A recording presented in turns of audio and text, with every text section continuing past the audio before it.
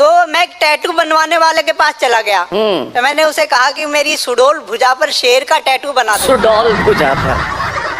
तो उसने मेरी भुजा का गहन निरीक्षण किया।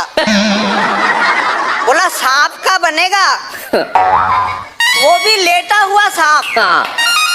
फन उठाने की भी जगह नहीं है।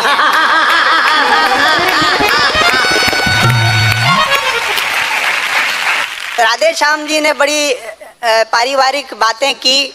मैं भी दूसरी शादी करने का विचार कर रहा हूँ, क्योंकि पहली शादी की उम्र तो निकल चुकी है। अरे बहुत अच्छे, क्या बात है, वाह वाह वाह, बहुत बढ़िया सुनील, तो वाह वाह। इश्क में तो हम निकम्मे रहे, तो मैंने सोचा कि भारत की सेना में भर्ती होने जाओ। तो एक कविता देखिए कि मैं भारत की सेना में भर्ती होने के लिए गया तो मेरे साथ क्या क्या हुआ कि बेशक मेरी देह में दम नहीं है, बेशक मेरी देह में दम नहीं है, मगर देश पर मर मिटने का जज्बा आप लोगों से कम नहीं है। क्या बात।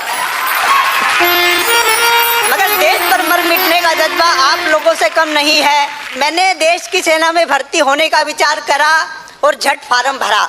अब इंटरव्यू में एक हरियाणवी कर्नल ने मुझसे सवाल किया। वो कर्नल ये राधे श्याम जी की तरह ही थे, इनको गौर से देखो।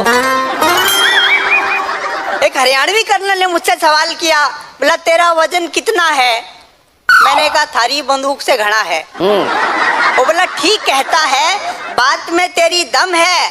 अरे ढील ढोल में के तू बंदूक से कम है, ढील ढोल में क्या तू बंदूक से कम है। उसने कहा तुम अपने जीवन में कोई बहादुरी का किस्सा सुनाओ। मैंने कहा ले बताओ, मैं जी रहा हूँ। वाह वाह वाह, बहुत बढ़िया सुनील, बहुत अच्छे। अपने जीवन में कोई बहादुरी का किस्सा सुनाओ। मैंने कहा मैं जी रहा हूँ, ये क्या कम बहादुरी है? उसने कहा तुमने अपने जीवन में किसी से प्रेम तो नहीं करा है, क्योंकि प्रेम का चक्कर जवानों के लिए बहुत बुरा है। प्रेम का चक्कर जवानों के लिए बहुत बुरा है। मैंने कहा एक बार किया था, एक बार भरी दोपहरी में मैंने वो गले लगा ली। एक बार भरी दोपहरी में मैंने वो गले लगा ली। मैंने पूछा तुझे मुझसे लिपट कर कैसा लग रहा है? तुझे मुझसे लिपट कर कैसा लग रहा है? वो बोली ऐसा लग रहा है जैसे लकड़ियों में पड़ी हूँ।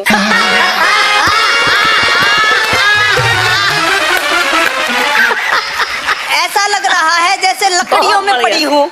बस उसी दिन मैंने कसम खा ली थी कि ये लकड़ी प्रेम की आग में नहीं जलानी है, बल्कि देश के लिए काम में लानी। वाह वाह। पाकिस्तान, ये सुनते ही उस कर्नल की चूड़ी ढिल्ली हो गई। ये हरियाणवी मुहावरा है। ये सुनते ही उस कर्नल की चूड़ी ढीली हो गई, साथ में उसकी पतलून भी गीली हो गई। धीमे से उसने मेरे कान में कहा भाईजान हम भी कहाँ मरना चाहते हैं, भाईजान हम भी कहाँ मरना चाहते हैं, पर ये हमारे मुल्क की सरकार जिन्हें कुर्सी और वोटों की है दरकार, देश को बना डाला है जिसने तंदूर, और जिसमें झोंके जाते हैं मेरे जैसे लंगूर। वाह भाई साहब, जहाँ आम आदमी 2 वक्त की रोटी तक नहीं जुटा पाता है, ऐसे में भला वो युद्ध कहाँ चाहता है, ऐसे में भला। वाह वाह, बहुत बढ़िया, बहुत अच्छा। ऐसे क्या देख रहे हैं, मैं तो प्रेम का पिटा पिटाया कवि हूँ। तो साहब 2 शेर सुन लें कि तेरे भी पास है मेरे भी पास है। ऐसे ज्यादा गंभीरता से मत सुनना, मजा आएगा। कि तेरे भी पास है मेरे भी पास है, जिंदगी दर्द का एक उपन्यास है।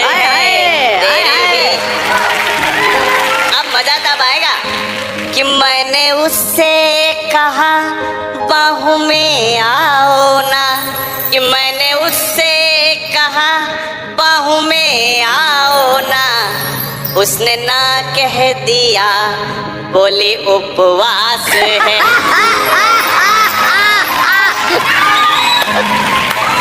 कि उसने ना कह दिया बोली उपवास, बोली उपवास। हमने भी सोच लिया सत्यानाश।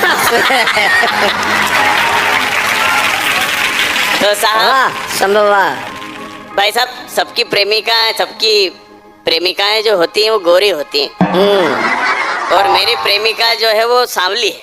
अच्छा, तो आप तक एक गीत पहुंचाना चाहता हूँ। सुनिएगा। अच्छा, सबकी प्रेमिका गोरी होती है, क्या तथ्य हुआ, समझ में नहीं आया।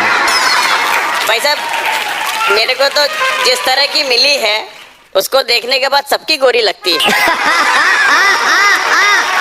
बहुत बढ़िया संभव। तो क्या स्थिति है, आप एक प्रेम का अच्छा सा गीत आप तक पहुंचाता हूं कि सुनो सांवली लड़की, तुम्हारा दिल हमारा है। सुनो सांवली लड़की, तुम्हारा दिल हमारा